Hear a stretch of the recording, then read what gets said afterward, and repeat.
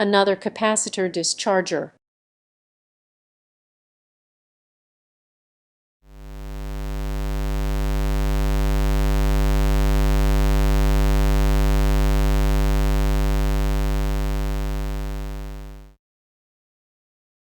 This is the documentation of the experience of a hobby project, made with the hope that it could be helpful to others.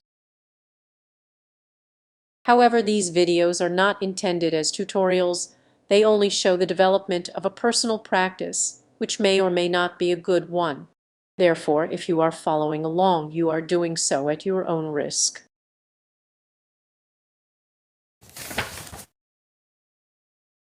Condensers, especially those with a large capacity, may remain charged for a long time, and if the voltage is above 30 volts, this should be a reason for concern.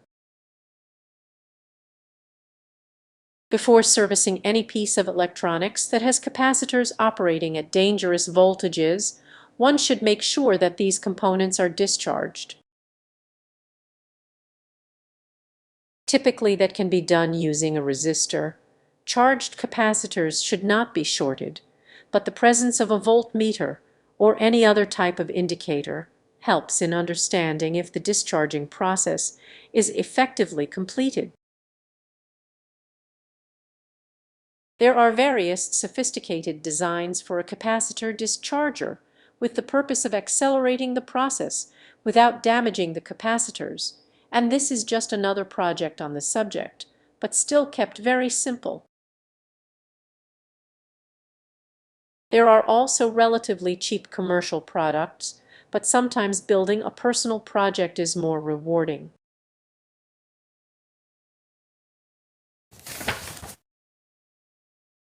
This is a very simple capacitor discharger, which relies on halogen light bulbs instead of power resistors, so that the response is not linear, controlling excessive discharge currents. The unit is designed for a maximum of 500 volts. The three light bulbs must be rated for 230 volts and for the same dissipation power. This chart shows the relationship between total resistance of the three light bulbs in series y-axis and current traversing them x-axis.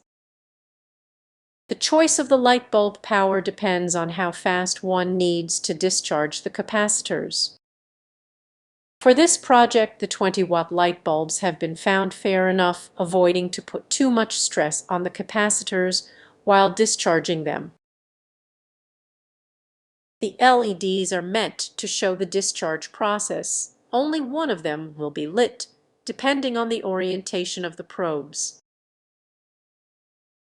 There is also a voltmeter to provide more information in case the discharge process were lasting too long.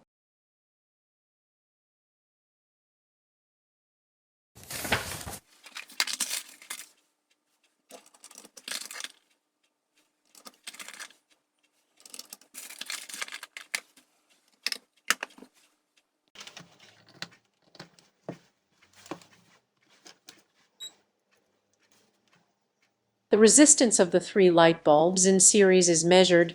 It is about 590 ohms when they are cold. A capacitor is charged close to its nominal voltage with the help of a high voltage power supply. The multimeter is connected to the capacitor, showing its charging condition.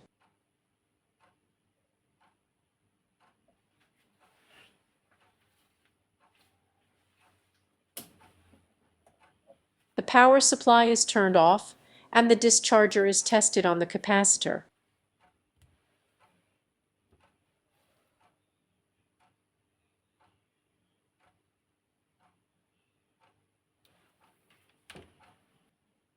The same is repeated focusing on the LEDs.